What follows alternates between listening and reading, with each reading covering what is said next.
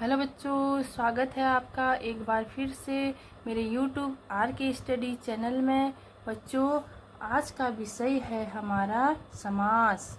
आज हम पढ़ेंगे कि समास किसे कहते हैं। तो बच्चों, वीडियो शुरू करते हैं। सबसे पहले हम जानेंगे कि समास किसे कहते हैं। बच्चों, दो या दो से अधिक शब्दों के मेल को समास कहते हैं। जब दो या दो से अधिक शब्द मिलकर एक नए शब्द की प्रक्रिया करते हैं तो उस क्रिया को समास कहते हैं। इस विधि से बने शब्दों को समस्त पद भी कहा जाता है। जब इन समस्त पदों को अलग अलग किया जाए तो उसे समास विग्रह कहते हैं। समस्त पद के पहले पद को पूर्व पद व दूसरे पद को उत्तर पद भी कहते हैं। बच्चों, आशा आपको समास की परिभाषा अच्छी से समझ में आ गई होगी। बच्चों, समास के 6 भेद होते हैं। सबसे पहला है तत्पुरुष समास, कर्मधारय समास, द्विगु समास, बहुव्रीहि समास, द्वंद्व समास, अविभाज्य समास। सबसे पहले हम पढ़ेंगे कि तत्पुरुष समास किसे कहते हैं। तत्पुरुष समास में दूसरा पद प्रधान होता है। बच्चों, तत्पुरुष समास जो होता है उसका दूसरा पद क्या होता है?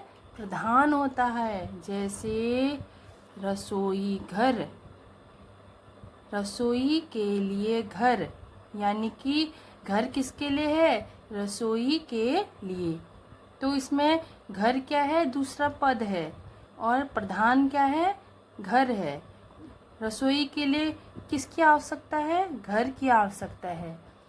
पवन पुत्र, पवन का पुत्र, पुत्र किसका है? पवन का। तो दूसरा पद क्या है? प्रधान है। अगला है बच्चों कर्मधारय समास। कर्मधारय समास में पहला पद दूसरे पद की विशेषता बताता है।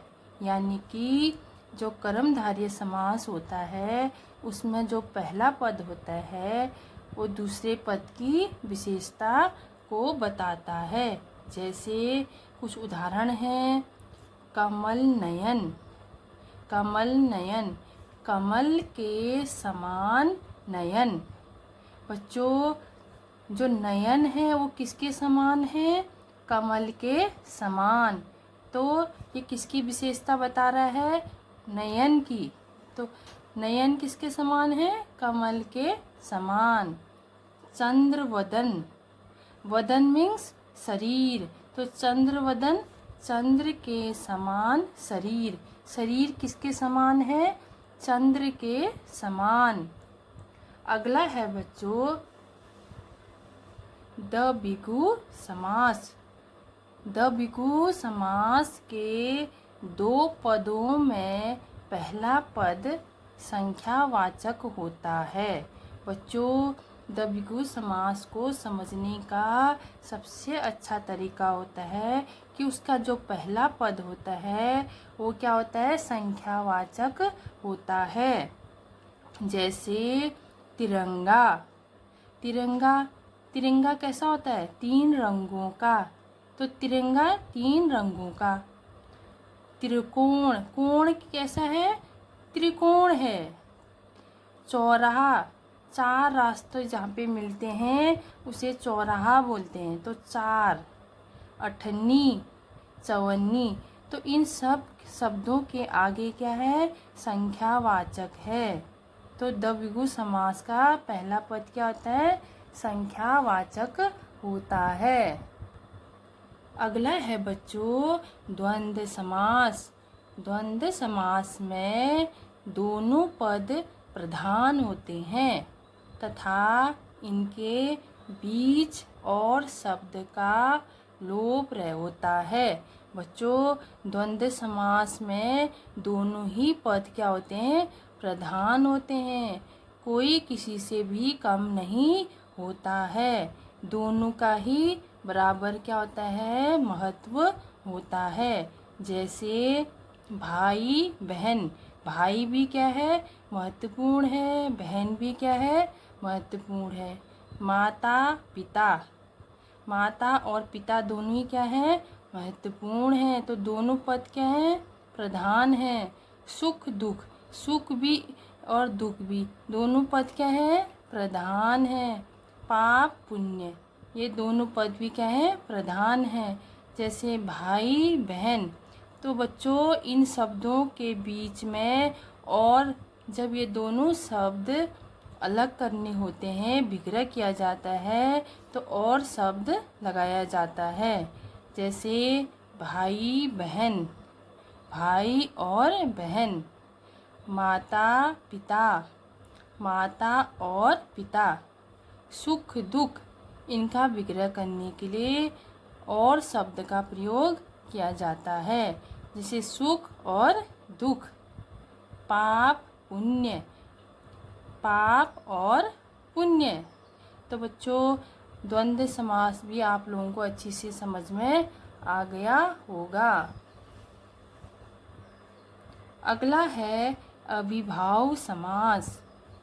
जिस समास में पहला पद प्रधान हो और समस्त पद अव्यय हो, उसे अविभाव समास कहते हैं।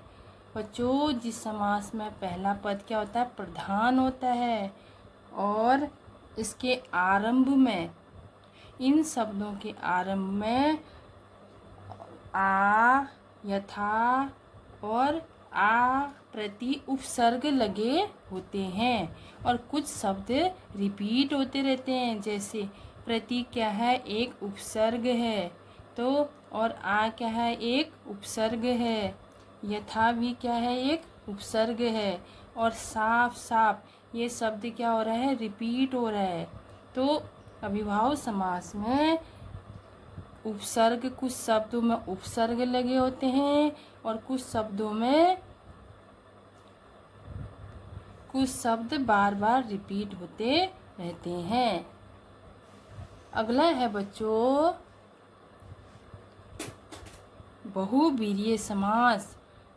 बहुवीर्य समास में दोनों पद गौण होते हैं तथा कोई अन्य पद प्रधान हो जाता है। बच्चों बहुवीर्य समास में दोनों ही पद क्या होते हैं? गौण होते हैं। कोई अन्य पद ही क्या होता है? प्रधान होता है। जैसे उदाहरण दशानन, 10 है। अगर इसका विग्रह करें तो 10 हैं जिसके आनन। किसके आनन होते हैं 10? रावण के। कोई तीसरा पद क्या निकला? रावण। दशानन 10 हैं जिसके आनन, अर्थात रावण। गजानन, गज के समान मुख है जिसका। बच्चों कोई तीसरा पद हमने क्या सोचा? गणेश। गणेश जी का क्या होता है? मुख कैसा होता है? गज के समान होता है। तो गज के समान मुख है जिसका, अर्थात गणेश। बच्चों आपको बहुवीर्य समास भी अच्छी से समझ में आ गया होगा। आशा है आप लोगों को वीडियो अच्छी लगी होगी। अच्छी लगी हो तो बच्चों लाइक और सब्सक्राइब करना ना भूलें। Thank you.